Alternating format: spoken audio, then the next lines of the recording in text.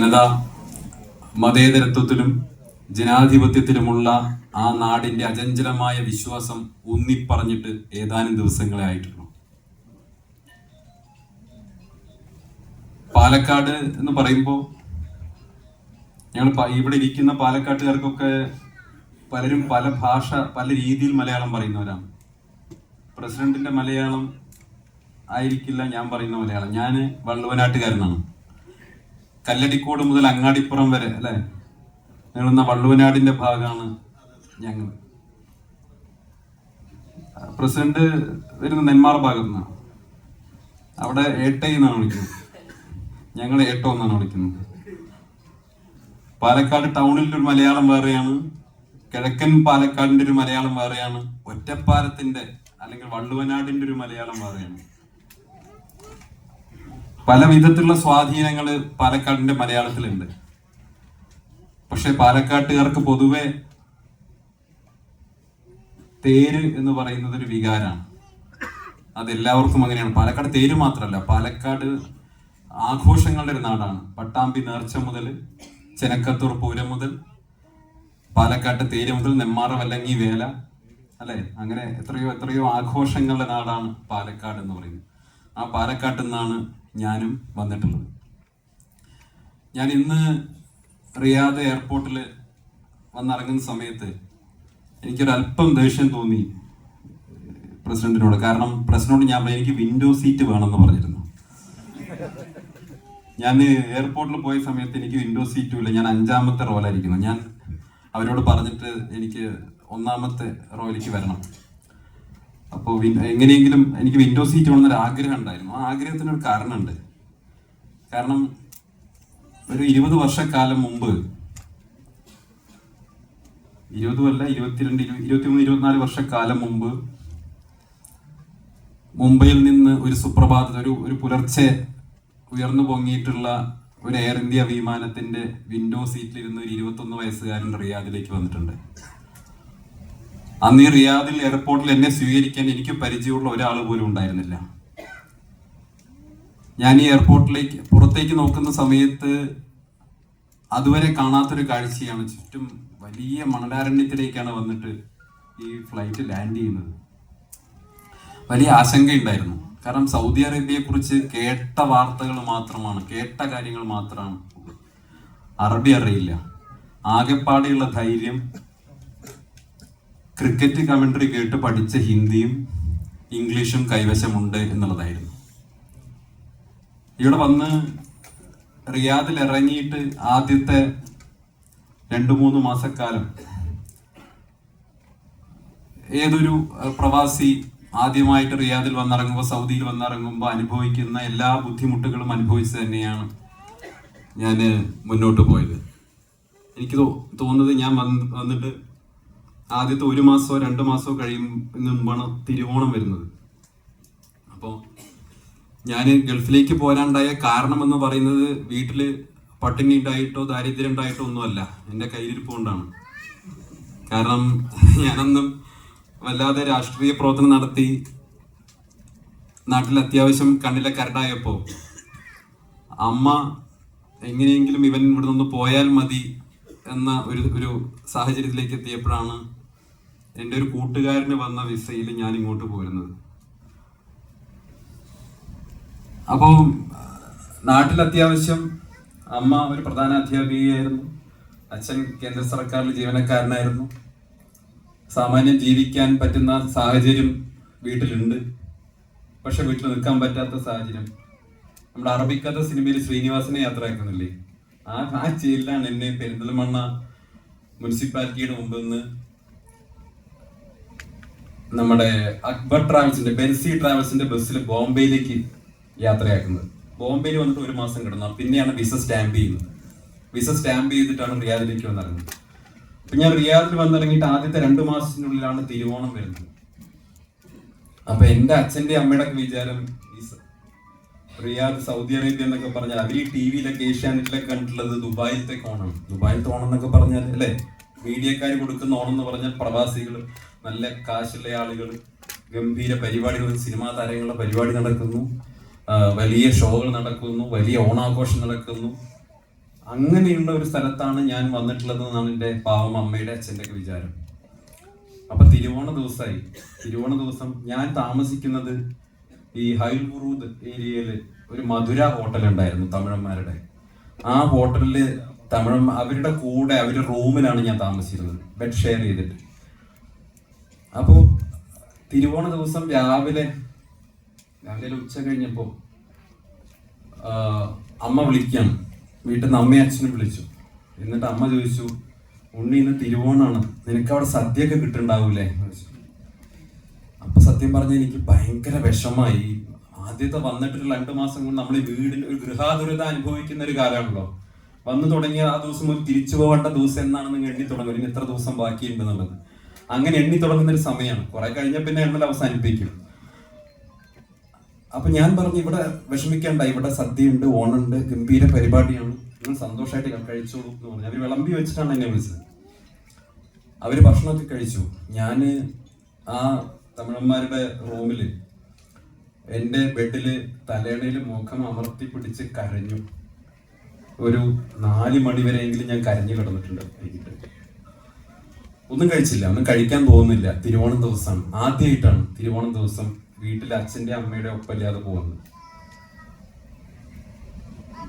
അമ്മ ഉണ്ടാക്കി തരുന്ന ഭക്ഷണത്തിന്റെ സ്വാദും ഒക്കെ ഇങ്ങനെ മനസ്സിൽ ഇങ്ങനെ ഓർത്തിട്ടാണ് വലിയ സങ്കടം തോന്നിയത്. ഞാൻ കരഞ്ഞുകൊണ്ടേയിരുന്നു. 4 മണിയായപ്പോ എന്റെ സങ്കടത്തിനെ മറികടക്കുന്ന വിശപ്പ് എനിക്കുണ്ടായി. അപ്പൊ ഞാൻ താഴെ ഇറങ്ങിയിട്ട് മധുര ഹോട്ടലിൽ പോയിട്ട് അണ്ണനോട് ചോദിച്ചു, അണ്ണ സാപ്പിടതൊക്കെ എന്നെ ഇരിക്കുന്നു. അണ്ണൻ പറഞ്ഞു, എല്ലാം കഴിഞ്ഞിട്ടുണ്ട്, പൊറോട്ടയും മീൻ കുളമ്പും ഉണ്ടെന്ന്. അങ്ങനെ തിരുവോണത്തിന് പൊറോട്ടയും മീൻ കുളമ്പും കഴിക്കേണ്ടി വന്നിട്ടുള്ള അല്ലെ. അപ്പൊ നാട്ടിലാണെങ്കിൽ രുക്മിണി ടീച്ചറെ മകൻ എന്ന പ്രിവിലേജ് ഒക്കെ അനുഭവിച്ചു എന്നാണ്. ഇവിടെ ഒരു പ്രിവിലേജും ഇല്ലല്ലോ, സാധാരണക്കാരനായിട്ട് ഒരു പ്രവാസി. ഇവിടെ അന്നത്തെ തിരുവോണം എൻ്റെ ജീവിതത്തിൽ എനിക്ക് മറക്കാൻ പറ്റില്ല. പക്ഷെ അതെനിക്ക് പഠിപ്പിച്ചു തന്നിട്ടുള്ള കുറെ അനുഭവങ്ങളുണ്ട്, പാഠങ്ങളുണ്ട്. റിയാദിലെ ജീവിതം 4-5 വർഷക്കാലത്തിന്റെ ജീവിതം എന്ന് പറഞ്ഞാൽ അത് ഏതൊരു യൂണിവേഴ്സിറ്റിയിൽ പോയി ഒരു PhD എടുക്കുന്നതിനേക്കാൾ കൂടുതൽ വിവരങ്ങളും അതല്ലെങ്കിൽ വിദ്യാഭ്യാസവുമാണ് എനിക്ക് റിയാദിലെ പ്രവാസ ജീവിതം പകർന്നു തന്നതെന്ന് പറയാൻ എനിക്ക് മടിയില്ല. ഇന്ന് കാണുന്ന ഞാൻ എന്താണോ എന്നെ ഞാനാക്കാൻ വേണ്ടിയുള്ള എൻ്റെ ആ വിദ്യാഭ്യാസം മുഴുവൻ നടന്നത് റിയാദിലെ എൻ്റെ പ്രവാസകാലത്തായിരുന്നു എന്ന് എനിക്ക് അഭിമാനത്തോടെ പറയാൻ സാധിക്കും. ഈ ലോകത്തിലെ വിവിധ രാജ്യങ്ങളിലെ വിവിധ ആളുകളുമായിട്ട് സംസാരിക്കാൻ, അവരുമായിട്ട് ഇടപഴകാൻ ഞാൻ എപ്പോഴും ശ്രദ്ധിച്ചിരുന്നത് ലോകത്ത് വിവിധ രാജ്യങ്ങളിലെ ആളുകളുമായി കാണുന്ന സമയത്ത് ആ രാജ്യങ്ങളിലെ രാഷ്ട്രീയം സംസാരിക്കാൻ വേണ്ടിയിട്ടാണ്. ഒരു എറിത്രിയക്കാരനെ കണ്ടു കഴിഞ്ഞാൽ എറിത്രിയയിൽ നടക്കുന്ന ആഭ്യന്തര സംഘർഷത്തെ കുറിച്ച് സംസാരിക്കും. ഈജിപ്തുകാരനെ കണ്ടു കഴിഞ്ഞാൽ ഈജിപ്തിലെ രാഷ്ട്രീയത്തെ കുറിച്ച് സംസാരിക്കും. ഒരു യൂറോപ്പിനെ കാണുന്ന സമയത്ത് യൂറോപ്പിലെ സംഭവ വികാസങ്ങളെ കുറിച്ച് സംസാരിക്കും. അങ്ങനെയായിരുന്നു എൻ്റെ രാഷ്ട്രീയം. ഞാൻ എൻ്റെ ഒരു രീതി അനുസരിച്ച് നിരന്തരം അങ്ങനെ സംസാരിക്കുന്നയാളായിരുന്നു. ബംഗ്ലാദേശിയെ കണ്ടു കഴിഞ്ഞാൽ വലിയ സന്തോഷമാണ്. കാരണം എൻ്റെ അച്ഛൻ 1971 യുദ്ധത്തിൽ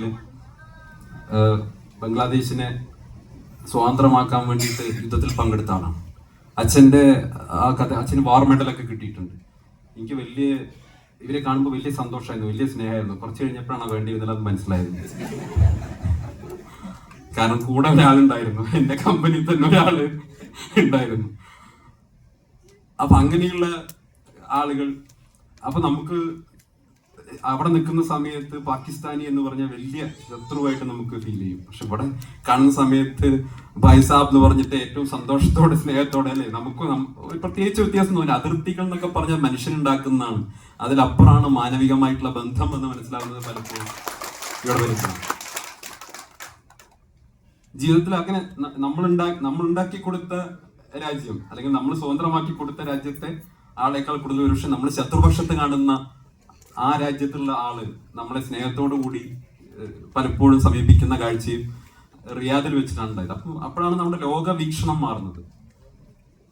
ഞാൻ പലപ്പോഴും റിയാദിൽ എൻ്റെ പ്രവാസ ജീവിതത്തെ കുറിച്ച് അധ്യക്ഷനോട് 20 മിനിറ്റ് സംസാരിക്കാവൂന്ന് പറഞ്ഞിട്ടുണ്ട് കേട്ടോ. ഞാൻ കാട് കയറി പോകുമെന്ന് എനിക്കറിയില്ല. എന്തായാലും ഈ പ്രവാസകാലത്തെ കുറിച്ച് ഞാൻ പലപ്പോഴും സാമൂഹ്യ മാധ്യമങ്ങളിൽ എഴുതിയിട്ടുണ്ട്. പക്ഷെ അന്നൊന്നും ആരും ശ്രദ്ധിച്ചില്ലെങ്കിൽ പോലും ഇപ്പോൾ ഞാൻ കോൺഗ്രസിൽ ചേർന്നതിന് ശേഷം ഞാൻ അന്ന് എഴുതിയ പല കാര്യങ്ങളും വീണ്ടും ഉയർന്നു വരികയും ഒക്കെ ഉണ്ടായി. എന്തായാലും സന്തോഷമാണ്. ഞാൻ ആ ഭാഗത്തേക്കൊന്നും അധികം കിടക്കുന്നില്ല. റിയാദ് ഒരുപാട് മാറിയിട്ടുണ്ട്. ഞാൻ റിയാദിൽ ജോലി ചെയ്യുന്ന സമയത്ത് ഉണ്ടായിരുന്ന സമയത്ത് ഇങ്ങനെ ഒരു ഹാളിൽ ഒരുമിച്ചിരുന്ന് നമുക്ക് ഒരു യോഗം ചേരാൻ കഴിയുമായിരുന്നില്ല. റിയാദ് എനിക്ക് തോന്നുന്നത് സൗദി അറേബ്യ എന്ന് പറയുന്ന രാജ്യം ഇവിടുത്തെ വിഷണറി ആയിട്ടുള്ള ലീഡേഴ്സ് ദീർഘദർശികളായിട്ടുള്ള ഇവിടുത്തെ നേതൃത്വം, ഭരണ നേതൃത്വം 6ാമത്തെ ഗിയറിലിട്ടിട്ട് സൗദി അറേബ്യ കുതിപ്പിച്ചുകൊണ്ടിരിക്കുകയാണ്. ഇവിടെ ഞാൻ അന്ന് പോകുന്ന സമയത്ത് എനിക്ക് തോന്നുന്നത് കിങ്ഡം ബിൽഡിങ്ങും ഫൈസലിയും പോലെയുള്ള അമ്പരചുംബികളായിട്ടുള്ള 1ഓ 2ഓ ബിൽഡിങ്ങുകളാണെങ്കിൽ ഇന്ന് ഞാൻ ആകാശത്ത് നോക്കുന്ന സമയത്ത് റിയാദ് നഗരത്തിൽ ഉടനീളം അമ്പരചുംബികളായിട്ടുള്ള നിരവധി സ്കൈ സ്ക്രാപ്പേഴ്സ് ആണ് കാണാൻ സാധിച്ചത്. ഇവിടെ 6ാം ഗിയറിലിട്ട് അമ്പരചുംബികളായിട്ടുള്ള സൗധങ്ങൾ പണിയുന്ന സമയത്ത് നമ്മുടെ കേരളത്തിൽ റിവേഴ്സ് ഗിയറിട്ട് സമാധികൾ പണിതുകൊണ്ടിരിക്കുകയാണ്.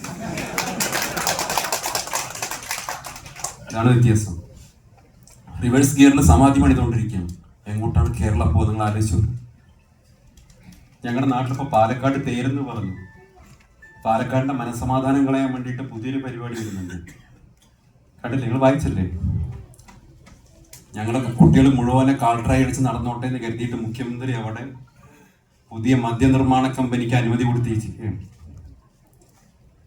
ഇങ്ങനത്തെ എന്ത് ഇടപാടുണ്ടെങ്കിലും പാലക്കാടാണ്. നല്ലതൊരു സാധനം പാലക്കാട്ടേക്ക് തരില്ല, നല്ലൊന്നും പാലക്കാട്ടേക്ക് തരില്ല. ഇങ്ങനത്തെ മനുഷ്യന് വേണ്ടാത്ത സകല സാധനങ്ങൾ അല്ലേ. ഇതിനു മുമ്പ് 2 വന്ന് വെള്ളം ചോർത്തുന്ന സമയത്ത് അവിടുന്ന് ഓടിപ്പിച്ച് വിട്ടതാണ്, കൂട്ടിയിട്ട് വിട്ടതാണ്.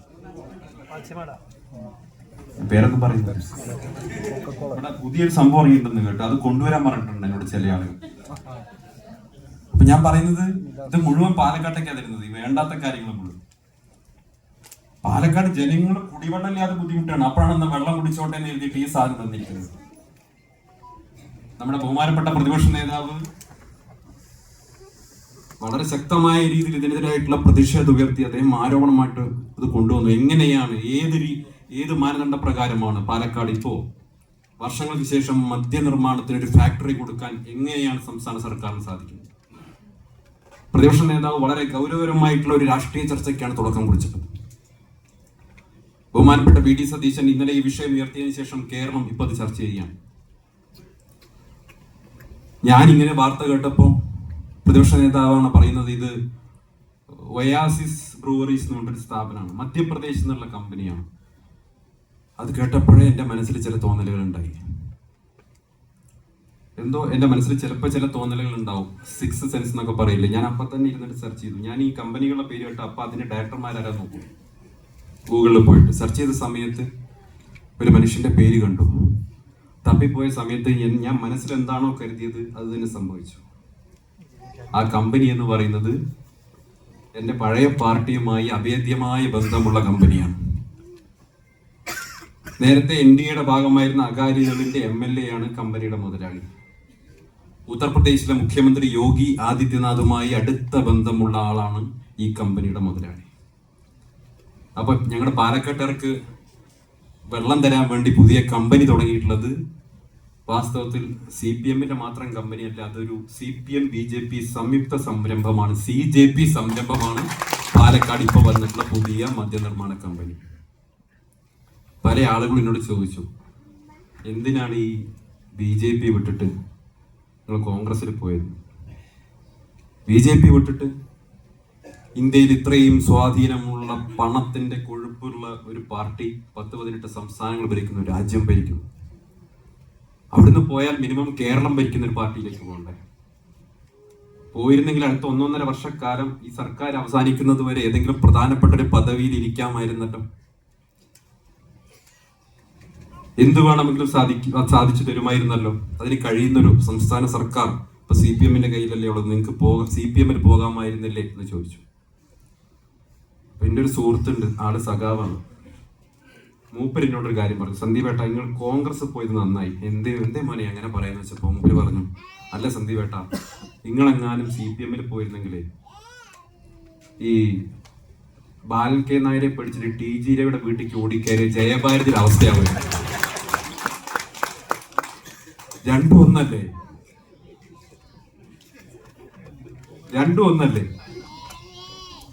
ഞാൻ ഈ 10-20 വർഷക്കാലം ഇതിനകത്ത് നിന്ന് അനുഭവിക്കേണ്ടത് മുഴുവൻ അനുഭവിച്ച്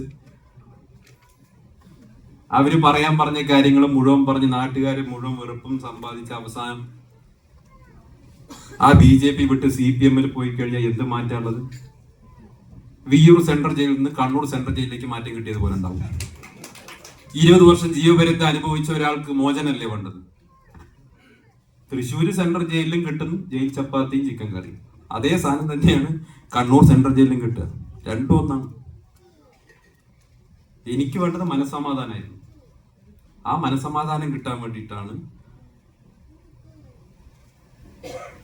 സന്തോഷത്തോടു കൂടി ഇരിക്കാൻ വേണ്ടിയിട്ടാണ്, ജനങ്ങളെ സ്നേഹത്തോടു കൂടി കാണുന്ന, വെറുപ്പില്ലാത്ത, വിദ്വേഷമില്ലാത്ത ഒരു ഭാരതത്തിന്റെ സൃഷ്ടിക്കായി പ്രവർത്തിക്കുന്ന ഇന്ത്യൻ നാഷണൽ കോൺഗ്രസിലേക്ക് ചേരാൻ ഞാൻ തീരുമാനിച്ചു. ആ ചേരാൻ വേണ്ടി ഞാനെടുത്ത തീരുമാനം 100% ശരിയായിരുന്നു എന്ന് ഞാൻ ആത്മാർത്ഥമായിട്ട് വിശ്വസിക്കുക. ഈ നിമിഷം വരെ ഞാൻ എടുത്ത തീരുമാനത്തിൽ ഏതെങ്കിലും തരത്തിൽ ഒരു പിഴവ് വന്നതായിട്ട് എനിക്ക് തോന്നിയിട്ടില്ല, തോന്നുകയുമില്ല. കാരണം എന്നേക്കാൾ ഏറെ എൻ്റെ തീരുമാനത്തിൽ സന്തോഷിക്കുന്നത് എൻ്റെ കുടുംബമാണ്, എൻ്റെ ഭാര്യയാണ്, എൻ്റെ അച്ഛനാണ്. എനിക്ക് അവർ മാത്രമേ, എൻ്റെ മോൻ, ഇവർ മാത്രമേ എനിക്കുള്ളൂ. അവരേറെ സന്തുഷ്ടരാണ്. അതുകൊണ്ട് തന്നെ ഇത്രയും കാലം ഞാൻ പറഞ്ഞ കാര്യങ്ങൾ, ഞാൻ ചെയ്ത കാര്യങ്ങൾ പല ആളുകളും ചോദിച്ചല്ലോ. അപ്പം 10-20 വർഷക്കാലം BJP നിൽക്കുമ്പോൾ പറഞ്ഞ കാര്യങ്ങളുണ്ട്.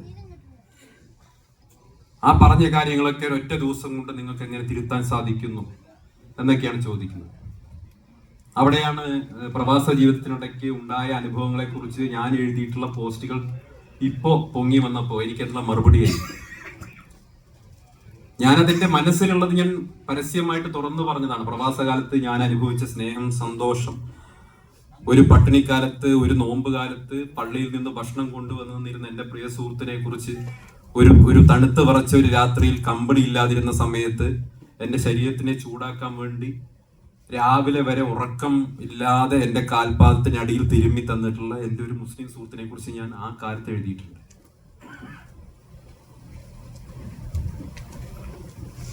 മനുഷ്യന് യോജിക്കാൻ കഴിയാത്ത രീതിയിൽ വിഷലിപ്തമായിട്ടുള്ള വർഗീയ പ്രചരണങ്ങൾ ഉത്തരവാദിത്തപ്പെട്ട സ്ഥാനത്തിരിക്കുന്ന BJPയുടെ സംസ്ഥാന അധ്യക്ഷൻ നടത്തിയപ്പോൾ അതിനെതിരെ പരസ്യമായിട്ടുള്ള നിലപാടെടുത്തതിന്റെ പേരിൽ സംഘടനാപരമായിട്ടുള്ള നടപടി ഞാൻ നേരിട്ടിട്ടുണ്ട്. പക്ഷെ നമ്മളൊരു നിലപാടെടുത്തു പോയില്ലേ, നമ്മളൊരു വേഷം കെട്ടിപ്പോയില്ലേ. ആ വേഷം കെട്ടിപ്പോയതിന്റെ പേരിൽ ആത്മാർത്ഥതയോട് കൂടിയിട്ട് എനിക്ക് ചെയ്യാൻ പറ്റുന്നതിന്റെ പരമാവധി ഉച്ചത്തിൽ അവരുടെ നിലപാടുകൾ ഞാൻ ഉറക്കെ പറഞ്ഞിട്ടുണ്ട്. പക്ഷെ അത് പറയുമ്പോൾ പോലും എനിക്ക് ഒരു കാര്യം ഉറപ്പിച്ച് പറയാൻ സാധിക്കും. എൻ്റെ മനസ്സിലെവിടെയും ഒരിക്കൽ പോലും അപരമത വിദ്വേഷം എന്നൊരു കാര്യം ഉണ്ടായിരുന്നില്ല എന്നെനിക്ക് ഉറപ്പിച്ച് പറയാൻ സാധിക്കും. അങ്ങനെ ചെയ്യാനേ സാധിക്കില്ല.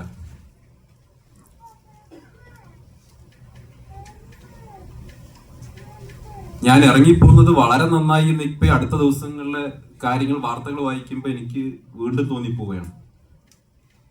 ഞാൻ ആ പാർട്ടിയുള്ള സമയത്ത് ഞാൻ പറഞ്ഞല്ലോ, അത് വിഷം ഉൽപ്പാദിപ്പിക്കുന്ന ഫാക്ടറിയാണെന്ന് പറഞ്ഞല്ലോ. ഞാൻ ആ പാർട്ടിയുള്ള സമയത്ത് കുർഡാനാണ് ഉൽപ്പാദിപ്പിച്ചിരുന്നത്.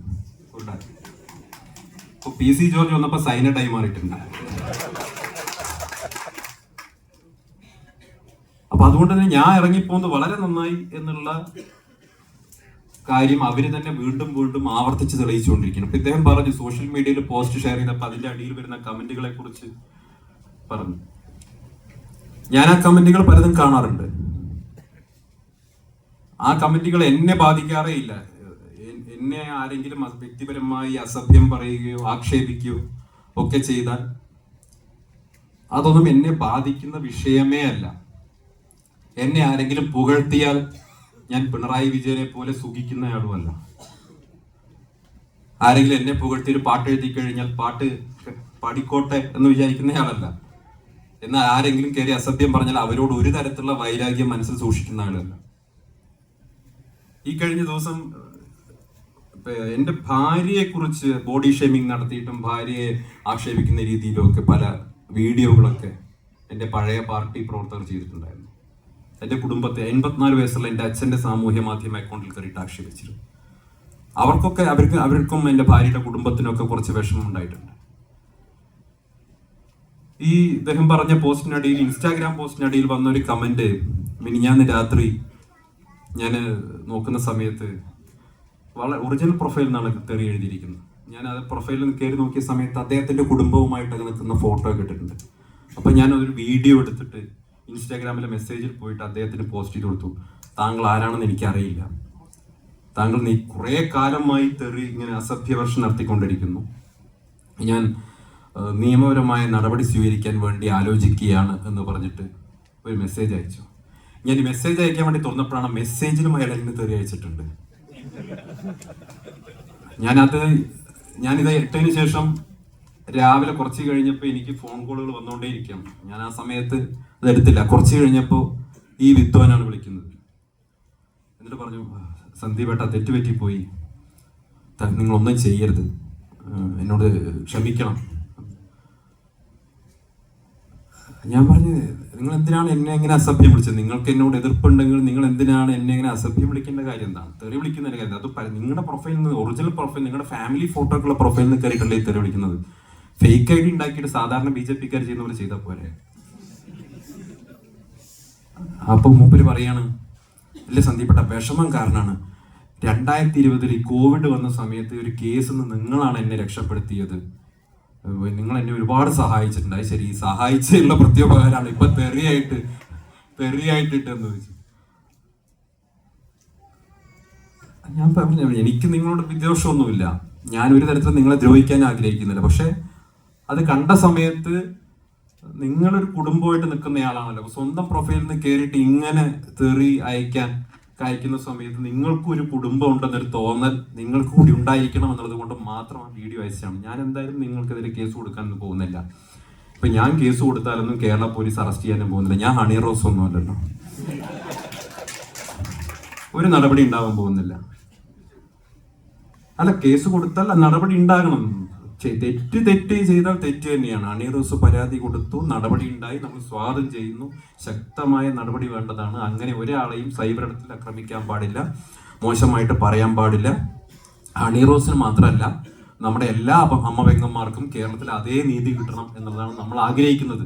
പക്ഷെ അത് കിട്ടാറില്ല എന്നുള്ളതാണ് അല്ലേ. പിണറായി വിജയന്റെ ഭരണകാലത്ത് നമ്മുടെ എല്ലാ അമ്മ പെങ്ങന്മാർക്കും ആ നീതി കിട്ടുന്നില്ല, ഇത്ര വേഗത്തിൽ നീതി കിട്ടുന്നില്ല എന്നുള്ളതാണ് നമുക്ക് വിമർശനമുള്ളത്.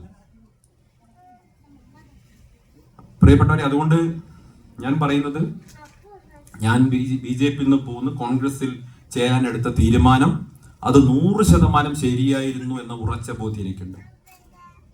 ഞാൻ BJP-യിൽ നിന്ന് പോയിരുന്ന സമയത്ത് സ്വാഭാവികമായിട്ട് BJP-കാർക്ക് വിഷമമുണ്ടാകും, സങ്കടം ഉണ്ടാവും. അവരുടെ കൂടെ നിന്ന ഒരാളാണ്, ഇത്രയും കാലം അവർക്ക് വേണ്ടി ശക്തമായി വാദിച്ച ഒരാളാണ് അല്ലേ. ഒരുപാട് സ്നേഹിച്ച് വളർത്തിയൊരു പെങ്ങള് കാമുകന്റെ കൂടെ ഒളിച്ചോടി പോയി കഴിഞ്ഞാൽ ഏത് ആംഗളന്മാർക്കും വിഷമവും സങ്കടമൊക്കെ ഉണ്ടാവും.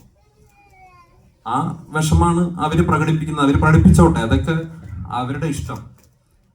പക്ഷെ ഞാൻ BJP വിട്ടു പോന്നാൽ സ്വാഭാവികമായിട്ട് കരയേണ്ടത് മായാർജി പോലെയാണ്. പക്ഷെ കൂട്ടക്കരച്ച് നടക്കുന്നത് AKG സെന്ററിലാണ്. അവർക്കാണ് വല്ലാത്ത പ്രയാസം. അതെന്തുകൊണ്ടാണ് മനസ്സിലാവാത്തത്? മുഖ്യമന്ത്രി മുതൽ വിജയരാഘവൻ വരെ സകല ആളുകൾക്കും വിഷമാണ്. സന്ദീപ് വാര്യർ കോൺഗ്രസ് ചേർന്നു. ഞാനൊരു ദിവസം രാവിലെ ഇലക്ഷന്റെ തൊട്ട് 2 ദിവസം മുമ്പ്, നിശബ്ദ പ്രചാരണത്തിന്റെ ദിവസം രാവിലെ റിപ്പോർട്ടർ ചാനലുകാർ ഏതോ ചാനലുകാർ എന്നെ ഫോൺ വിളിക്കുകയാണ്. 2 പത്രങ്ങളിൽ നിങ്ങൾക്കെതിരെ പരസ്യം വന്നിട്ടുണ്ട്, LDF-ന്റെ. പ്രതികരിക്കുന്നുണ്ടോ? പ്രതികരിക്കുന്നില്ല, ആ വിഷയത്തെ പ്രതികരിക്കുന്നില്ല. കാരണം ഞാൻ പാർട്ടിയോട് ചോദിക്കാതെ പ്രതികരിക്കുന്നത് ശരിയല്ലോ. 2 പത്രങ്ങളുടെ പേര് പറഞ്ഞപ്പോൾ തന്നെ എനിക്കൊരു അസ്വാഭാവികത തോന്നി. ഞാൻ ഇങ്ങനെ ആലോചിക്കുകയായിരുന്നു, 2 പത്രങ്ങളിലൊക്കെ പരസ്യം, എന്റെ പേരിൽ പരസ്യം കൊടുക്കാൻ മാത്രം, ഫുൾ പേജ് പരസ്യം കൊടുക്കാൻ മാത്രം ഞാൻ വലുതായിരുന്നു. മറ്റേ സലീം കുമാർ ചിന്തിച്ച പോലെ ഇതിപ്പോ എനിക്ക് വട്ടായതാണോ, നാട്ടുകാർക്ക് മൊത്തം വട്ടായതാണോ എന്നുള്ളൊരു അവസ്ഥയിലായി പോയി. അതിന് മാത്രമൊക്കെ ഞാൻ വലുതായോ? BJP-ക്കാർ പറയുന്നത് ഞാൻ ചീള് കേസാണ്, ഒന്നുമല്ല, സന്ദീപ് പോയാൽ ഒന്നും സംഭവിക്കാനില്ല എന്നൊക്കെയാണ് പറയുന്നത്. പക്ഷെ LDF പറയുന്നത് ഞാൻ എന്തോ വലിയ സംഭവമാണ്. 2 പരസ്യത്തിൽ പരസ്യം കൊടുത്തിരിക്കുക, ഫുൾ പേജ്. കുറച്ച് കഴിയുമ്പോൾ ബഹുമാനപ്പെട്ട പ്രതിപക്ഷ നേതാവും ബഹുമാനപ്പെട്ട KPC പ്രസിഡന്റൊക്കെ പറഞ്ഞു, അതൊന്നും വിഷമിക്കണ്ട, ഞങ്ങൾ കൈകാര്യം ചെയ്തോളാം. ഞാൻ അന്ന് പെരുന്നയിലേക്ക് ബഹുമാനായിട്ടുള്ള NS general secretary Sukumaran Nair സാറെ കാണാൻ വേണ്ടി പോവാണ്. ആ സമയത്ത് നമ്മുടെ പ്രിയങ്കരനായിട്ടുള്ള സ്ഥാനാർത്ഥി വിളിച്ചിട്ട് പറഞ്ഞു, സന്ദീപ് ഏട്ടാ ഒന്ന് ബ്രീഫ് ചെയ്തോളൂ മീഡിയ, അത് കോൺട്രവേഴ്സി വല്ലാതെ പോകുന്നുണ്ട്. അപ്പം എനിക്ക് കുറച്ച് വിഷമായി. കാരണം ഞാൻ UDF-ന്റെ സ്ഥാനാർത്ഥിയുടെ വിജയത്തിന് ഏതെങ്കിലും തരത്തിൽ മങ്ങലേൽക്കുമോ എന്നൊരു തോന്നൽ ആ സമയത്താണ് എനിക്ക് വന്നത്. കാരണം ഒരു വിഭാഗത്തെ മുഴുവൻ തെറ്റിദ്ധരിപ്പിക്കാൻ, ഒരു വിഭാഗത്തെ മുഴുവൻ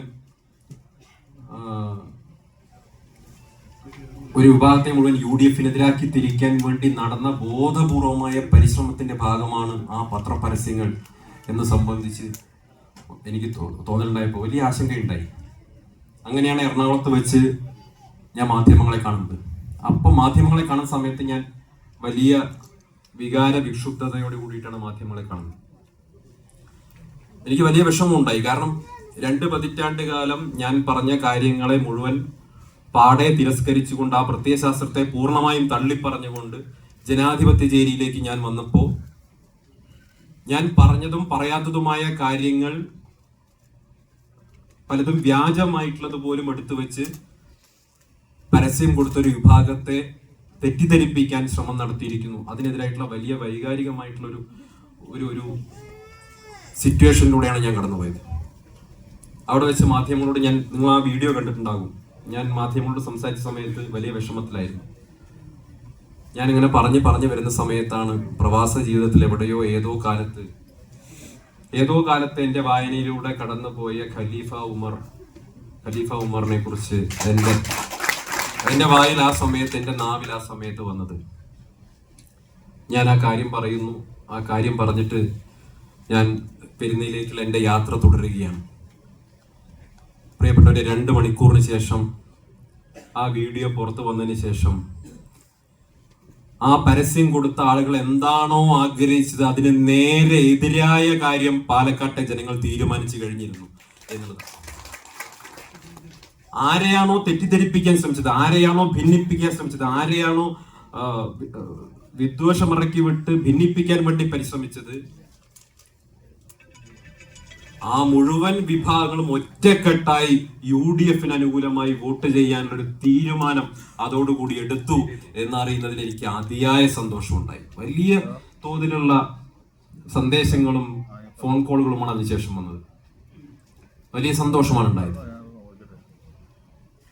ഞാൻ അന്നേ പറഞ്ഞിരുന്നു, ആ പരസ്യം കൊടുത്തത് ഇടതുപക്ഷ മുന്നണിയാണെങ്കിലും അതിന്റെ പണം കൊടുത്തിട്ടുള്ളത് BJP ഓഫീസിൽ നിന്നാണ്. തെരഞ്ഞെടുപ്പിന് ശേഷം തെരഞ്ഞെടുപ്പ് കമ്മീഷന് LDF കൊടുത്ത അഫിഡവിറ്റിൽ പറഞ്ഞു, ആ പത്രപരസ്യത്തിന്റെ മുകൾ ഭാഗം മാത്രമാണ് ഞങ്ങൾ കൊടുത്തത്, അടിഭാഗം, അതിന്റെ താഴെ ഭാഗം, എന്നെ കുറിച്ച് പറയുന്ന ഭാഗം, അതിന്റെ പണം കൊടുത്തത് വേറെ ഒരു അഭ്യുദയകാംക്ഷിയാണ് എന്നാണ് ഇടതുപക്ഷ ജനാധിപത്യ മുന്നണി കലക്ടർക്ക് കൊടുത്ത വിശദീകരണം. അത് തന്നെയാണ് ഞാൻ പറഞ്ഞത്. ആ അഭ്യുദയകാംക്ഷിയുടെ പേരാണ് K. സുരേന്ദ്രൻ. അത് തന്നെയാണ് ഞാനും പറഞ്ഞത്. അപ്പൊ BJP-ക്ക് പറയാൻ പറ്റാത്ത കാര്യം CPM-നെ കൊണ്ട് പറയിപ്പിച്ചു. ഞാൻ ചോദിക്കട്ടെ, പാലക്കാട്ടെ മതേതര വോട്ടുകൾ ഭിന്നിച്ചാൽ ആർക്കാ നേട്ടം? CPM-ന് നേട്ടമുണ്ടോ? പാലക്കാട് മത്സരം BJP-യും UDF-ഉം തമ്മിലല്ലേ?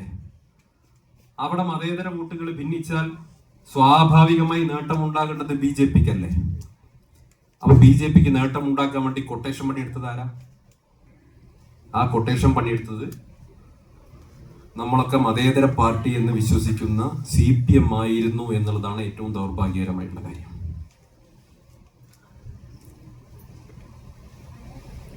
ഇലക്ഷൻ കഴിഞ്ഞ് രാഹുൽ മാങ്കൂട്ടത്തിൽ 19,000-ഓളം വോട്ടിന്റെ വലിയ ഭൂരിപക്ഷത്തിൽ വിജയിച്ചപ്പോ BJP-യും CPM-ഉം ഒരേ പ്രസ്താവനയാണ് 2 ഓഫീസുകളിൽ നിന്ന് പുറത്തോട്ട് വിട്ടത്. എന്തായിരുന്നു? UDF-ന്റെ വിജയം വർഗീയ ശക്തികളുടെ പിന്തുണ കൊണ്ട് നേടിയ വിജയമാണ്. മുസ്ലിം വോട്ടുകൾ ഏകോപിപ്പിച്ചുണ്ടായിട്ടുള്ള വിജയമാണ്. വർഗീയ ശക്തികളുടെ വിജയമാണ്. നോക്കൂ, എന്ത് തെറ്റിദ്ധരിപ്പിക്കുന്ന പ്രസ്താവനയാണ്. നമ്മുടെ ഈ പരിപാടിയുടെ പേര് പാലക്കാടൻ തേര് എന്നാണ്, അല്ലെ? പാലക്കാട് നിയോജക മണ്ഡലം അറിയുന്ന ആളുകൾക്കറിയാം.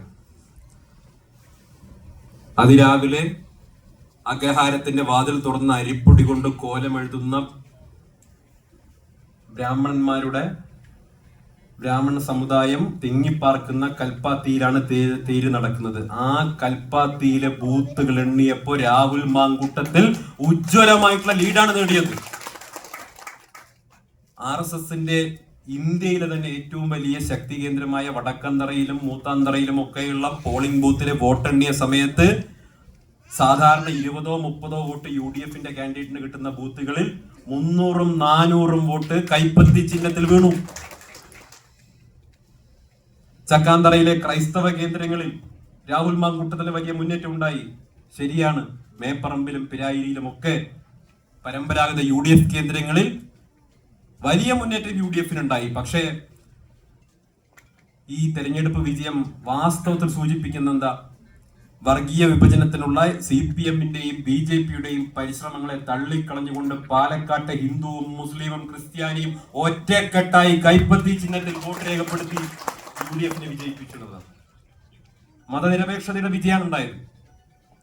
ഒരു സംശയവും ആ കാര്യത്തിൽ വേണ്ട. അവിടെയാണ് ഇപ്പോഴും ഇവിടുത്തെ ഇടതുപക്ഷം CPM BJPയേക്കാൾ വലിയ വർഗീയത പറഞ്ഞുകൊണ്ടിരിക്കുന്നത്. പ്രിയങ്ക ഗാന്ധിയുടെ വിജയം നോക്കൂ, എത്ര മോശമാണ്. വർഗീയ ശക്തികളുടെ ഏകോപനം കൊണ്ടുണ്ടായ വിജയമാണ് എന്നാണ് വിജയരാഘവൻ പറഞ്ഞത്. വിജയരാഘവന്റെ പ്രസ്താവന കാണുന്ന സമയത്ത് ഞാൻ നേരത്തെയും പറഞ്ഞിട്ടുണ്ട്, പഴയ കാലത്ത് നസീറിന്റെ ജയന്റെ സിനിമകളുടെ കഥ അല്ലേ? പഴയ ചില സിനിമകളുടെ ഒരു ക്ലീഷേ കഥയുണ്ട് മലയാള സിനിമകളുടെ. പഴയ ഹിന്ദി സിനിമകളിലും ഇതേ കഥ വന്നിട്ടുണ്ട്. എന്താണ് കഥ? ആ കഥ എന്ന് പറയുന്നത്, സമാധാനപരമായി ജീവിക്കുന്ന ഒരു കുടുംബം. അച്ഛൻ പോലീസ് ഓഫീസർ ആയിരിക്കും, അമ്മയുണ്ടായിരിക്കും, 2 മക്കൾ. ഈ 2 ചെറിയ കുഞ്ഞുമക്കൾ ആ കുടുംബത്തിലേക്ക് വില്ലൻ കടന്നു വരികയാണ്. വില്ലൻ കടന്നു വന്ന് വലിയ സംഘടന ഉണ്ടാകുന്നു. അച്ഛൻ കൊല്ലപ്പെടുന്നു. ഈ അമ്മ ഭ്രാന്തിയായിട്ട് എങ്ങോട്ടോ ഒളിച്ചു പോവുകയാണ്.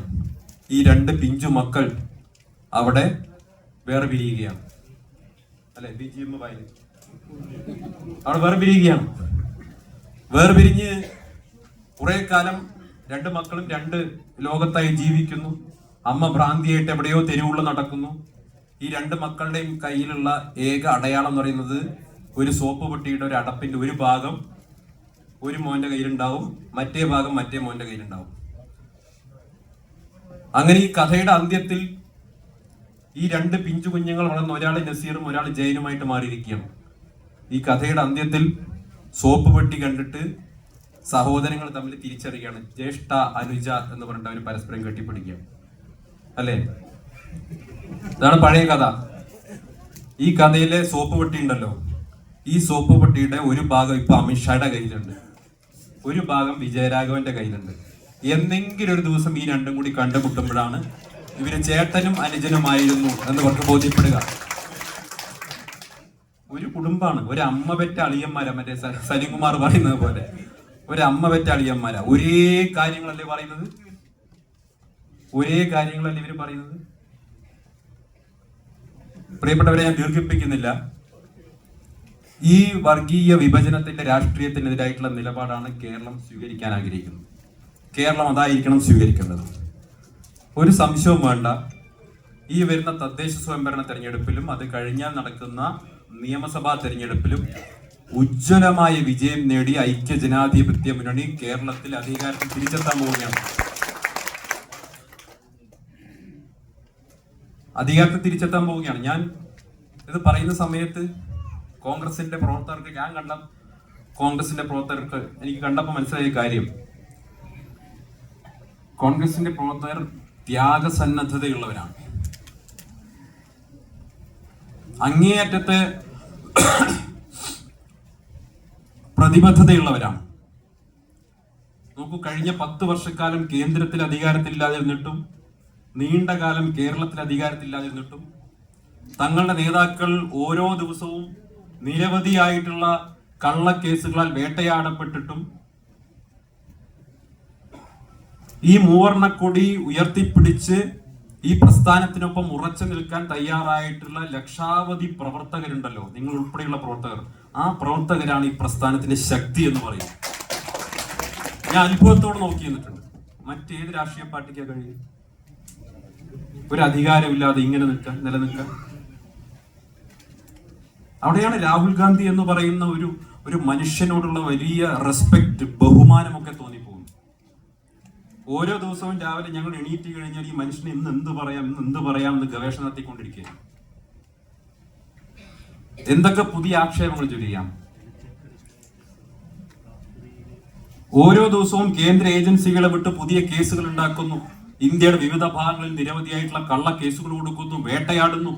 അദ്ദേഹത്തെയും അദ്ദേഹത്തിന്റെ രോഗാതുരയായിട്ടുള്ള വൃദ്ധ മാതാവിനെയും അടക്കം ചോദ്യം ചെയ്യാൻ വേണ്ടി വിളിച്ചു വരുത്തുന്നു, ദിവസങ്ങളോളം ചോദ്യം ചെയ്യുന്നു. അവിടെ എവിടെയും ഒരു തരത്തിലുള്ള ചാഞ്ചല്യവുമില്ലാതെ, ഭയവിഹ്വലതകളില്ലാതെ അടിയുറച്ചുകൊണ്ട് കേന്ദ്ര സർക്കാരിനെതിരായിട്ടുള്ള നിലപാടുകളുമായി, BJPക്കെതിരായിട്ടുള്ള നിലപാടുകളുമായി, ഏകാധിപത്യത്തിനും ഫാസിസത്തിനുമായിട്ടുള്ള നിലപാടുകളുമായി ആ മനുഷ്യൻ മുന്നോട്ട് നടന്നു നീങ്ങുന്ന കാഴ്ച കാണുമ്പോൾ ആ മനുഷ്യന്റെ ധൈര്യവും ആത്മവിശ്വാസം തന്നെയാണ് നമ്മൾ ഓരോരുത്തർക്കും മാതൃകയായി മാറേണ്ടത്. ആലോചിച്ചു, ഒരു സോഷ്യൽ മീഡിയയിൽ ഒരു നെഗറ്റീവ് കമന്റ് വരുമ്പോഴേക്ക് സങ്കടപ്പെടുന്നവരാണ് നമ്മൾ. കഴിഞ്ഞ 10-15 വർഷക്കാലം ആ മനുഷ്യനെതിരെ നടന്നിട്ടുള്ള സൈബർ ആക്രമണത്തിന് കയ്യും കണക്കുമുണ്ട്. കഴിഞ്ഞ 10-15 വർഷക്കാലം ആ കുടുംബം അനുഭവിച്ച വേട്ടയാടലുകൾക്ക് കയ്യും കണക്കുമുണ്ട്. എന്നിട്ടും എവിടെയും ഒരു പതർച്ചയില്ലാതെ ഈ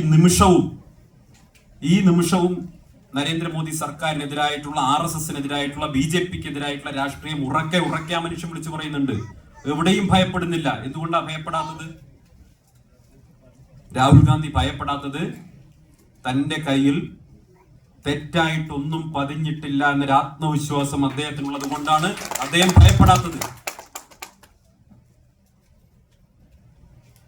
തനിക്ക് ഒരുപാട് കാര്യങ്ങൾ ഒളിപ്പിക്കാനുണ്ട് എന്ന് ഭയപ്പെടുന്ന ഒരു മനുഷ്യൻ കേരളത്തിൽ പേടിച്ച് ഇപ്പൊ ജീവിക്കുന്നുണ്ട് മുഖ്യമന്ത്രിയായിട്ട്. മകള് ജയിലിൽ പോകുമോ, തന്റെ തന്നെ കേസ് പെട്ടെന്ന് സുപ്രീം കോടതിയിൽ വിചാരണക്കെടുക്കുമോ എന്നൊക്കെ ഭയപ്പെടുന്ന ഒരു മുഖ്യമന്ത്രി ഭയന്ന് ജീവിക്കുന്ന നാട് കൂടിയാണ് കേരളം. പ്രിയപ്പെട്ടവരെ, അതുകൊണ്ട് തന്നെ രാഹുൽ ഗാന്ധി കാണിച്ചു തന്നിട്ടുള്ള മാതൃക RSSനെയും BJPയെയും നേടുന്ന സമയത്ത് ഭയമില്ലാതെ നേരിടാൻ, സ്നേഹമെന്ന ആയുധം കൊണ്ട്, സ്നേഹമെന്ന പ്രത്യയശാസ്ത്രം കൊണ്ട് ഈ രാജ്യത്തെ ജനങ്ങളെ കീഴ്പ്പെടുത്താൻ സാധിക്കും, ജനങ്ങളുടെ മനസ്സ് കീഴ്പ്പെടുത്താൻ സാധിക്കും എന്ന ഉറച്ച ബോധ്യത്തോടുകൂടി മുന്നോട്ട് പോകുന്ന രാഹുൽ ഗാന്ധിയുടെയും പ്രിയങ്ക ഗാന്ധിയുടെയും കരങ്ങൾക്ക് ശക്തി പകരുക എന്നുള്ളതാണ് ഈ നാട്ടിലെ ഓരോ ജനാധിപത്യവാദിയും ഈ സമയത്ത് ചെയ്യേണ്ട കാര്യം എന്ന ഉറച്ച വിശ്വാസം എനിക്കുള്ളത് കൊണ്ട് തന്നെയാണ് ഇന്ത്യൻ ഭരണഘടനയിൽ വിശ്വസിക്കുന്ന, ഈ രാജ്യത്തെ മതനിരപേക്ഷതയിൽ വിശ്വസിക്കുന്ന ഒരു വ്യക്തി എന്നുള്ള നിലയ്ക്ക് ഇന്ത്യൻ നാഷണൽ കോൺഗ്രസിന്റെ ഭാഗമായി ഞാൻ കടന്നു വന്നിട്ടുള്ളത്. നിങ്ങൾ ഈ നിമിഷവും എനിക്ക് നൽകിക്കൊണ്ടിരിക്കുന്ന സ്നേഹത്തിന് നിങ്ങളുടെ മുന്നിൽ ഞാൻ കടപ്പെട്ടിരിക്കുന്നു, എന്നെന്നും കടപ്പെട്ടിരിക്കുന്നു എന്ന് മാത്രം പറഞ്ഞുകൊണ്ട് എന്നെ ഈ പരിപാടിക്ക് ക്ഷണിച്ച നമ്മുടെ OICCയുടെ പാലക്കാട് ജില്ലാ കമ്മിറ്റിക്കും ഒപ്പം സെൻട്രൽ OICC കമ്മിറ്റിക്കും ഇവിടെ KMCCയുടെ കമ്മിറ്റിക്കും എല്ലാവർക്കും ഒരിക്കൽ കൂടി എൻ്റെ നന്ദി പറയുന്നു. റിയാദിൽ ഒരിക്കൽ കൂടി കടന്നു വരാൻ എനിക്ക് അവസരമുണ്ടാക്കിയതിന് പ്രത്യേകിച്ചും പാലക്കാട്ടെ ഇതിന്റെ കമ്മിറ്റിയുടെ ഭാരവാഹികൾക്ക് എൻ്റെ അഗൈതവുമായ നന്ദി രേഖപ്പെടുത്തിക്കൊണ്ട് നിങ്ങളേവർക്കും, എന്നെ ശ്രവിക്കാൻ ഇവിടെ എത്തിയ നിങ്ങളേവർക്കും എൻ്റെ നന്ദി കൂടി പറഞ്ഞുകൊണ്ട് ഞാൻ അവസാനിപ്പിക്കുന്നു. ജയ് ഹിന്ദ്.